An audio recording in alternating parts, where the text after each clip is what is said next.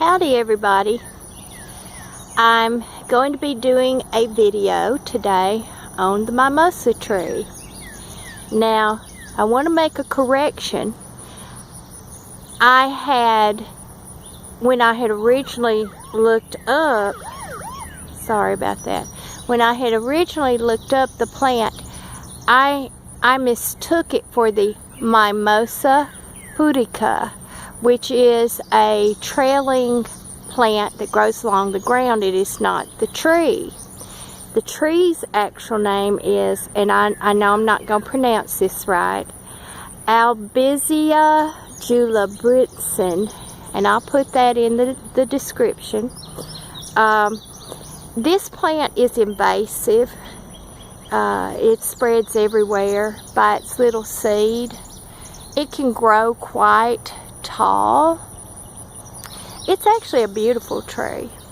I've always been allergic to it until this year. I've started eating the blooms with that same thought of like how allergy shots are, exposing myself to the allergen in a gradual manner, and it has really helped.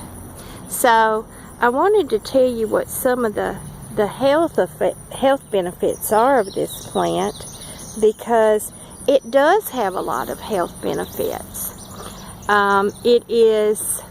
It helps anxiety, depression, sleep problems, sore throat, improves mood, and it says cancer. Now, this is my first introduction video. As I find out more in the science studies, I will be posting those as well. But I wanted us to simply examine the plant today because it is beneficial. Now, the leaves, the fronds, can be eaten as well as the little blossoms and the seed pod. Now, you may have heard that there is a psychedelic drug that can be made from this plant. Well, it is a completely different plant.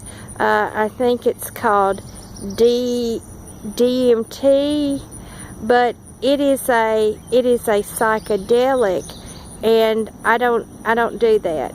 Now, whatever you feel politically or morally or ethically, I just simply do not want to lose my senses or my faculties, because I have a hard enough time making good decisions completely sober, let alone if I was on some psychedelic drug.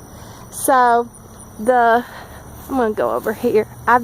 This is the tree I've been pulling from, and I've gotten all the blooms off of these little branches here. I did that yesterday, but I wanted you to see the fronds, the leaves of it. You see how these leaves are, they have the little segments directly across from each other.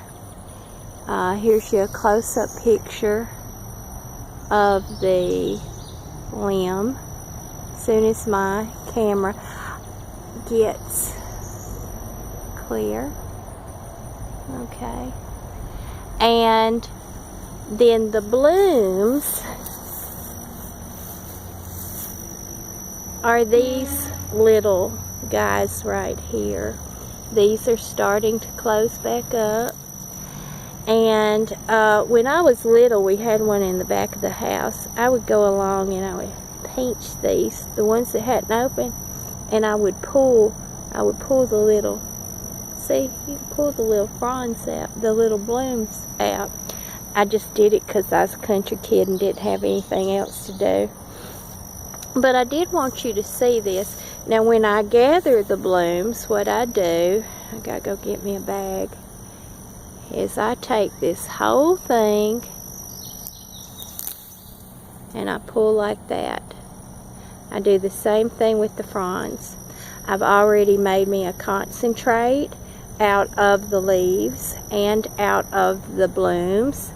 And one thing I do want to tell you that I have noticed about it when I've eaten it, and when I've been making the concentrates and the tinctures. I've made one big tincture out of it.